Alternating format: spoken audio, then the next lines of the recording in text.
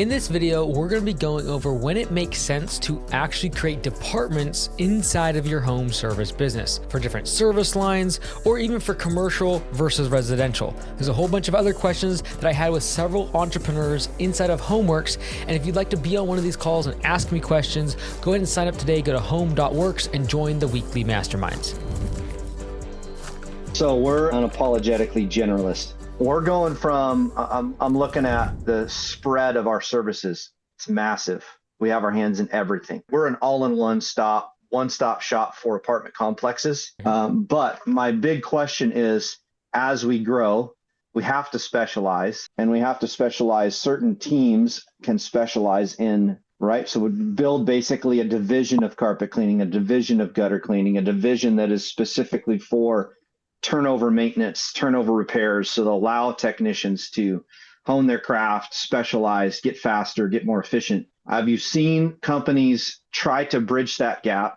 And what are some of the keys in order to do that well? Or what are some of the things you've seen that they just failed miserably trying to get from generalists to more build departments? Great question. Quick question, just so I can clarify, Matt. How many technicians do you have in the field? 7 at once. Yeah. Okay, 7 perfect. guys. Yeah. So I think when it comes to Handyman, a lot of people go into divisions too quickly. And by doing that, they splinter the amount of people in each division, meaning you only have 1 or 2 people that know how to do specific tasks. And so you actually create key man risk. And so until you're of a certain size, divisions actually make way more key man risk, because if one person leaves or maybe someone calls out sick, all of a sudden we're in a world of hurt. And so the generalist concept, it's the same thing as actually the admin, where I also require them to do all these different things. I can't really get just someone for phones, just someone for payroll, just someone for AR, just someone for AP. Like, I can't do that until I'm large enough. I think what I see people do is they hit up against 7, 8 employees, always where they feel the pressure.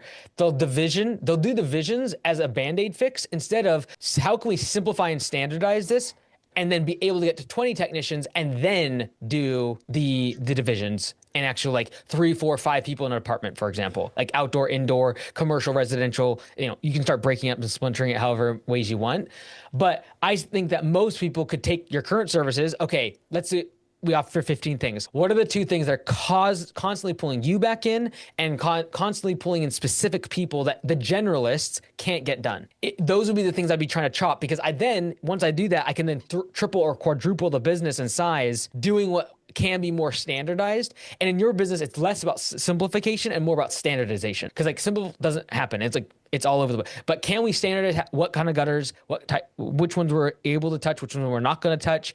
And the 20% that causes 80% of the problems. And if you cut that, usually I see Handyman, because the claim to fame is we do everything, they box themselves into basically usually a 7 to 10 person shop, because everything, it ultimately still hinges on one person knowing everything. And so right. I would try to remove those bottlenecks and then scale it to the point where then dividing and making the divisions is actually permissible. Perfect. That really helps. Appreciate that. You got it.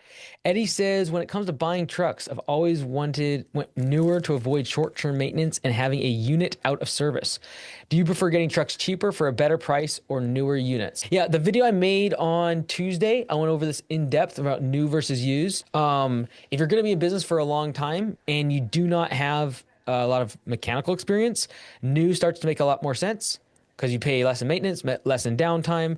The reason you don't hear me talk a lot about it online is because most businesses don't last 5 years. And so if you're going to go buy new and in 2 years go out of business, you just took a huge depreciation hit that you might not get if you bought a 10-year-old truck. And so publicly, I will say usually much more around used, because the vast majority of the people listening to me will not be in business in 5 years.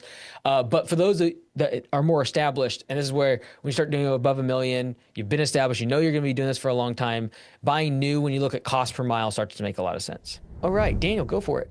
I was thinking of actually implementing P4P just to bring up the motivations. I'm going to be bringing in a lot of new hires. And if I want to sell them on the vision of the company and where we're going, I think P4P would help a lot, right? Yeah. I agree. Do you have a specific question, or do you need me to convince? Yeah, like how would I go introducing it to all my, the whole team, everything? Yeah, I think based on what I remember us talking about before, I still think personally I probably wouldn't be yet. Okay. Mostly because if you have not done budget hours, you're basically asking for a mutiny in 3 to 6 months when they think that budget hours are off, you're screwing them on money, you're not estimating jobs correctly, etc. Personally, I would just make sure that what you're paying them per hour is less than or at what your base pay on P4P is going to be down the road. Okay. So that way, when you do implement P4P, you're like, hey guys, guess what? Here's this new thing where you can make more money and there's no downside. So Now, it's a track. the problem is if you start paying them $25, $26 an hour, for example, and they're like, all right, base pay on P4P is 22. They're gonna be like, whoa, whoa, whoa, there's downside here. And so I would just focus on budget hours and you can track it, like getting in the software. This is all big rocks I want you to focus on so that when you do P4P, you're confident because like budget hours are accurate. You already know their approximate efficiency score. You already know what your top performers produce in a day. You already know that your estimating is accurate. You could even connect Homeworks to p4psoftware.com without them even knowing, bring all the data automatically with the sync and just be tracking all their, like, even if you did, there's actually a couple of people doing this. I saw this the other day. They're not running P4P. They're not paying their employees by P4P, but they do it. They sync all the data over to P4P so they can have a really easy dashboard of who's the most efficient employee. And it's the only reason they use it. Because it just brings over the budget hours, it brings their base pay over, it brings all their clock times and everything over automatically. Well, I can do that then. Also, like I was thinking, if I didn't know my budget hours that well, what I could do even with the P4P software is just put like the total amount of revenue and then just 33%, whatever it is. Yep, that's called simple mode. Exactly. Yeah, simple mode, exactly. Simple mode. Yep. Like, but you're saying still just figure it out completely on my budgeted hours. Yeah. How I would pitch this is like, hey guys, this year I'm trying to figure this thing out. I want to be able to pay you more. I want to pay you based on how hard you work. Here's what our base pay is going to be. But by the end of 2026, I'm going to figure out a system that if you work harder, you can make more money. Okay. Then that gives you permission to figure the numbers out, connect over their P4P. And then one day you're going to go in team meeting and be like, hey guys, by the way, most of you have been earning about this much on P4P versus what you're making down here. This system is only upside for you. And now you log into P4P. As you complete jobs and homeworks, you're going to see how much money you're making in live time inside the P4P mobile app. That's the most, like if you have route-based jobs or any sort of drive time, the biggest reason to have P4P software, like the app, is that they can go from homeworks where they're clocking out jobs, doing everything normal. They hop over to P4P and just watch their thermometer because it shows all the revenue they can earn for the day based on jobs assigned to them inside homeworks. And as they complete them, they see that revenue being earned. It's just like a huge morale booster for the team. Okay. Thank you so much, Mike. You got it. All right, this is a great question from Daniel. And I want to dive into this because recently we've heard a lot about fuel prices over the past few months.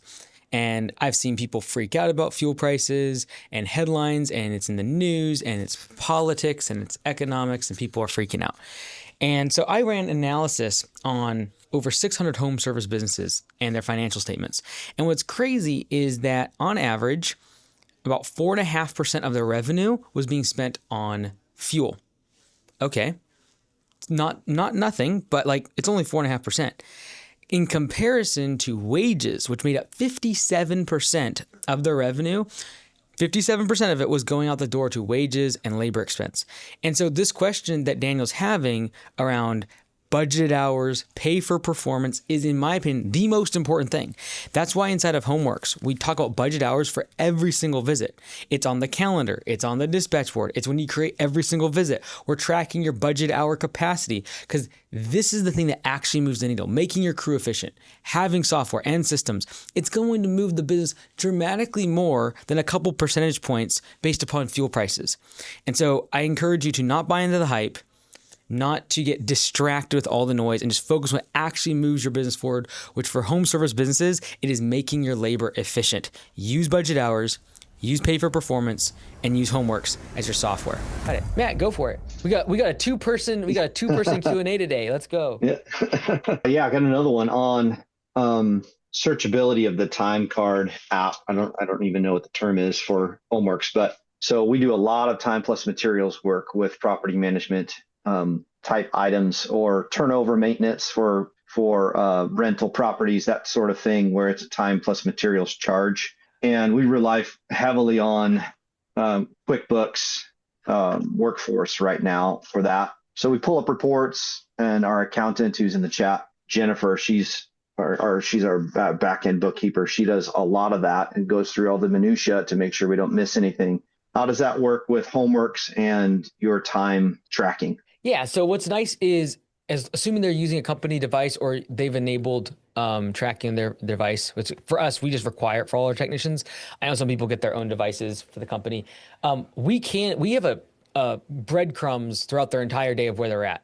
And so you can always use that as a way to prove their time tracking. It's helpful if they forget to clock in and out, for example. You can just see where their truck was, when they showed up, when they left. All of that's in the breadcrumbs.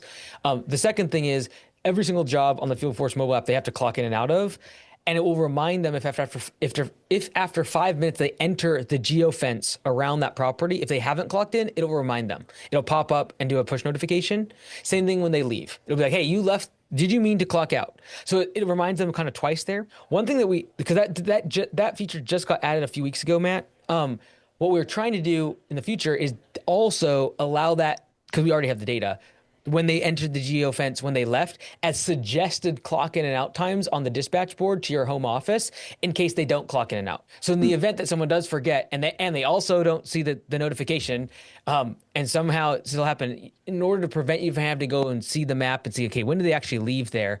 We want to be able to present that information right on the dispatch board. You're like, okay, that makes sense. They left the geofence. Okay, accept it. 3:48, they left. Nice. And so right now, those are kind of like the three ways that we sort of triangulate, making sure that's accurate. Awesome. And a quick follow up on that is, so some of our techs, I have my, A team, B team on certain jobs, right? They specialize in a few things they're really good at. One of the things that I'd love to be able to do, and I know it's possible, I just haven't been able to figure it out. I'd like to see how it would work in homeworks, is how to analyze based on job type, the productivity level and how quick they are and how efficient they are, and be able to bring that to them in performance reviews and those types of things. And just to encourage, help them. How can we help them solve some things or shift them to a better area of strength? How does that work within homeworks? Because I think if I've heard you, I think you're pretty big on that type of analytics. Yeah, so budget hours is kind of like, I would say, the thing that's through and through on homeworks. Like budget hours versus actual hours, i.e. the efficiency score, is the metric to be able to do this. Like in one-on-ones, in our performance, in our weekly huddles, in our daily huddles, like is all we talk about is efficiency score. So that's why, like, when you see budget hours on every visit, every single meeting, every single job, that's why. That's the number that's going to be the easiest to use with them, is like, hey, did you hit budget hours? That's like the easiest because they can see it. It goes red on their device as soon as they start going over that time. The more granular approach is actually tracking efficiency score and actually having a scoreboard or compensation tied to that, and moving in the direction of a more like a pay for performance situation. That's when you would actually take the budget hours and the information there and actually utilize it to change comp. But that's what I would be using, is really it just be budget hours divided by clocked hours. There's efficiency score for your type of work where they're tracking their own time. Everyone's like, oh, like now all of a sudden efficiency doesn't matter. It's like, well, like there's still a lot of drive time, unload time, material pickup that can really be squeezed. And so we still encourage a lot of the handyman that use homework, still track your budget hours, still track time on jobs, because it's still a great mechanism to improve their performance, as well as be able to compare and contrast, A versus B versus C team type situation. Like what are the actual efficiencies? And then also being able to budget, like how much can I pay them because they're 10% more efficient, right? Nice. Appreciate it. Thank you. The one thing it doesn't do, Matt, right now, just to go back on your point, sorry, is there's no report now that it's like, hey, what's our efficiency score on bathroom remodels versus kitchen installs? That right now, there's no granularity around that. It's much more around the individual days, the weeks. You can pull the whole dispatch board up and see all the budget hours. On every single visit on the dispatch board, as you see them, it'll go red if it goes over budget hours. It'll go green if they complete the job and it's above budget, like they beat budget hours. So,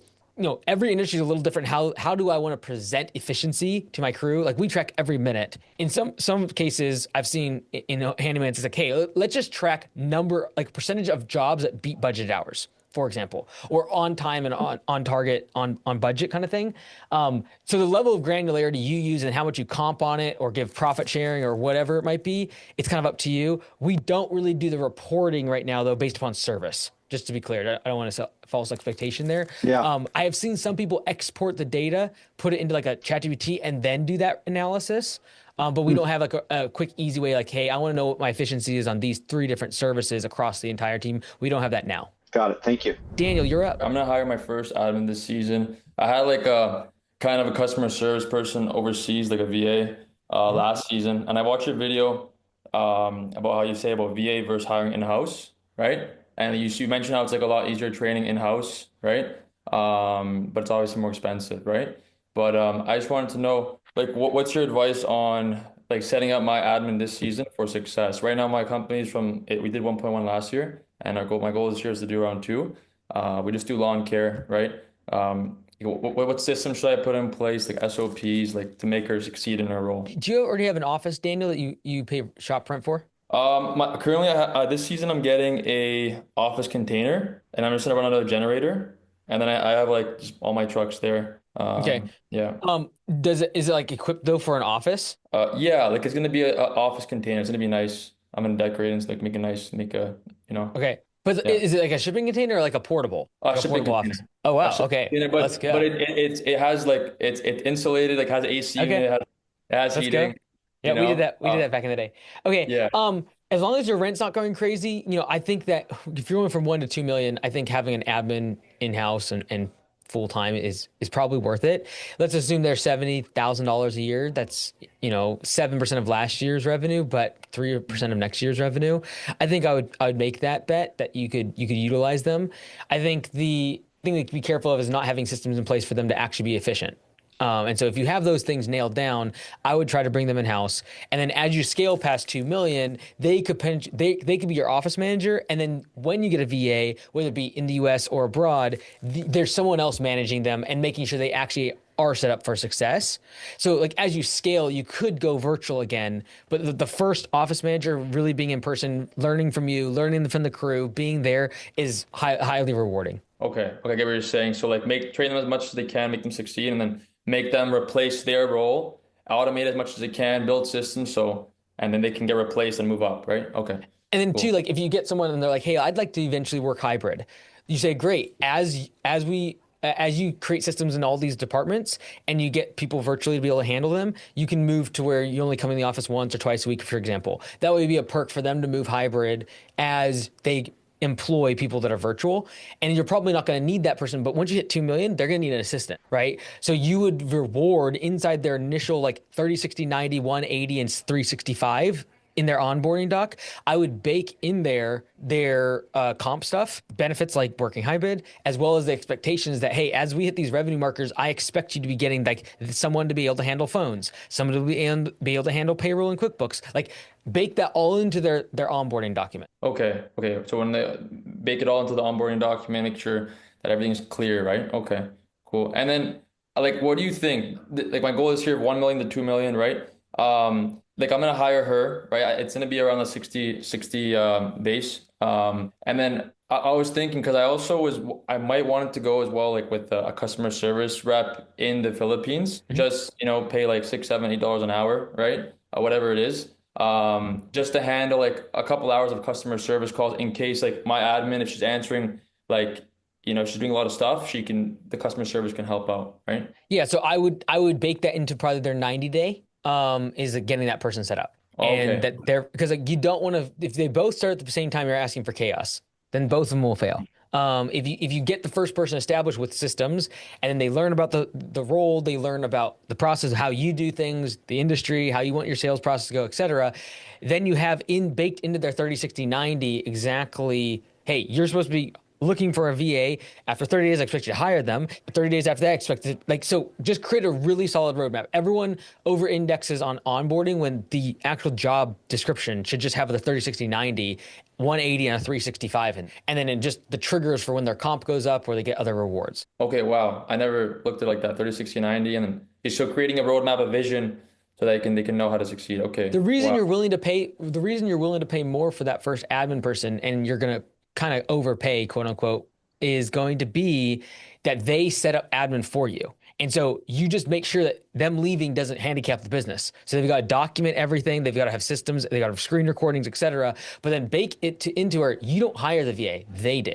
Okay, so another question I have. So every season, like here in Canada, I actually don't do any winter services just because I don't really like snow and liability is too high over here. But every season I struggle with like getting new guys, filling up the roles again, right? This past season I had on like about eight guys. About five of them are coming back. Some of them went back to school and stuff. Actually, six are coming back this season. And this year I'm gonna have 7, 8 trucks on the road. So I need about like, 12 to 14 guys, right? I need to do a lot of hiring, right? So what's your most efficient, most effective way on hiring? I already posted a lot on Indeed, but what's your take on that? Yeah, so two things. First off, you can set up customer types inside of Homeworks and just change it to a custom name, and you just call them applicants. So that Okay. way when an applicant comes in, you could just put them inside of there and set them up inside of an automation. So, for example, you could set up in-person meetings that are actually called in-person interviews for applicants and set them up on a reminder sequence to actually show up to an interview. Same thing, we do the same thing when it comes like first day of work. After someone accepts a job, I'm going to set them on an automation sequence to get like they learn about pay for performance, they learn about open book management, they learn about the 3F program, what we're about at Augusta, like all of that is trickle feeded to them before their first day. And you can do that by just changing the applicant or the customer type inside. You can customize it to be applicant. Okay. That'd be the first thing. Second thing is use Indeed automations. If you're paying for an ad, you usually get it already. And that is where it automatically is going to send them a text, an email, etc. Yeah. And then I would use those to actually send them to a video application. Because right now, especially with everything in the current labor market, you're going to actually have a lot of applications on Indeed. So we usually get 50 to 60 applications over a weekend at one of our locations if we put up a job ad. I do not want to go through 50 or 60 applications. I don't want to send 20 interview requests and have 5 people show up. So what I'd recommend is use Indeed, use the automation, then send them a link to ask them specific interview questions via video. Because from that video, you already know the top 2 or 3 people out of those 50. And instead of inviting 20, blocking off 2 days of your work schedule to do interviews, and then 5 people showing up and 2 of them being good, you'll just get the 5 people that are good to submit videos, and out of them, you'll choose the 2 good ones. So this didn't work back in 2020 and 2021 because we were all just like, if someone could just have a heartbeat, we'd hire them. Now, you're going to be overwhelmed with so many applicants that you actually making bad hiring decisions because you're just overwhelmed with the number of applications. And so you actually need to create more filters in the hiring process. And I would implement video. We use Spark Hire, but like we get it for all our owners for free, so they don't pay $500 a month. I would not use Spark Hire if you're just doing that many employees. It's pretty expensive, but you could very easily have like a Google form. And again, that link to the Google form could just be sent automatically from Indeed as soon as they apply. So they apply on Indeed, automation triggers out, sends them a text message. Here's a link to a Google form. Please answer these 2 or 3 questions and submit the videos right from your phone. Google Forms isn't so bad. It's not like the perfect user interface, but it's good enough for them to open it up, make a video of themselves, attach it, and submit it back to you. I would do that. Okay. Okay. Thank you. Yeah. So automating the hiring role. Thank you so much, Mike. Yeah, you got it. Patrick, go for it. Awesome, man. I've been a long time follower and lurker here. I just A I just lurker. started my business. Let's go. Yeah, I just started my business in September. I was a fireman working for the man. Cool. I was actually doing some pretty cool stuff. But God had a different plan for me. So I'm just getting started. I'm learning a lot, and I'm actually looking at starting a handyman business. So maybe Matt could actually help with this.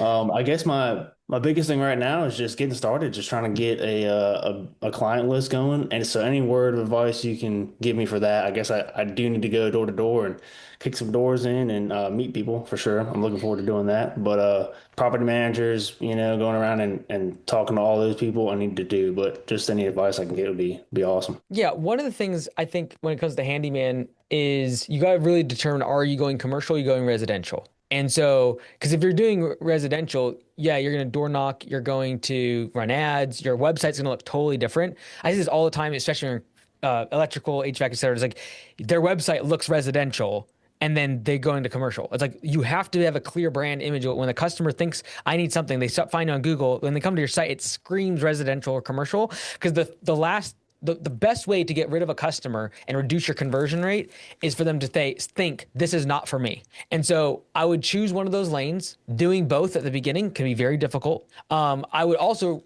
think, I'm assuming you have tons of handyman skill. And if you didn't, I'd say go get a job because like handyman is one of those things. There's so much variety. Like you got to know what you're doing. And there are so many handy businesses that do such a bad job. It's so bad. It's so horrible. Yeah. And the good thing is it's like, hey, if you do a good job, you kind of you got a lot of work coming in. And so I would really be very intentional about choosing residential versus commercial and then choosing your brand around that. So even like the logo, the website, your ads, it needs to speak to either of those consumers. So like putting a dog laughing is not going to speak to a property manager as much as a much more commercial looking site and logo. And so I would be, given that you're so early, I'd be very intentional which direction I want to take that. Okay. I guess any advice on which way I might should go on that? Well, so if you go commercial, it's much more who you know, property managers, contractors, large landlords, etc. If Yeah. you're going the residential side, no one thinks about their broken toilet until they have one. And so then you are going to go much more traditional advertising route. And if you're like, well, I don't know which one to go, then you might just start running ads to a site and see what comes to you and what sticks and what you like, etc. That is usually a pretty unprofitable time because you're figuring so much out at the same time. And usually it's hard to show yourself as the professional or like the expert when you're kind of testing out all the waters. Okay. Matt probably has something to add to that. Go ahead, Matt. Yeah. Sorry, I had to throw something in there for you, Patrick. If your personality is one that you like to meet a lot of people and you like to talk to a lot of people and you just get a lot of energy from that, I'd go the route of residential. If Okay. you are not so much a people person, you'd like to have a few, maybe 7 to 10 relationships that you can manage, I would go the route of property management because then you'll be able to have a lot of work from a few people, few relationships. So I would go door knocking on lots of property management companies, real estate offices, bring in your business card and talking to them because a lot of times they're looking for somebody that's a one-stop, just a handyman that they can use on their Yeah. properties. That's my Yeah. 2 cents. I guess that'd be the easier way to go for like kind of recurring revenue and like customers kind of bringing me work and not having to keep going out and finding new customers and new customers. And it might be too, Patrick, like at the beginning, you kind of take on both because running the ads or reaching out to your personal Rolodex might immediately get you busy on the residential side. And then you just over time build that book of business on the commercial side, right? Because everyone wants those property managers. So it's a slower grind. I almost look at like one-time jobs almost as like your residential and like long-term, I'm trying to build the recurring revenue or the more stable revenue of the commercial side. Just remember, everyone's going for that. So. Okay. All right. Well, thanks, y'all.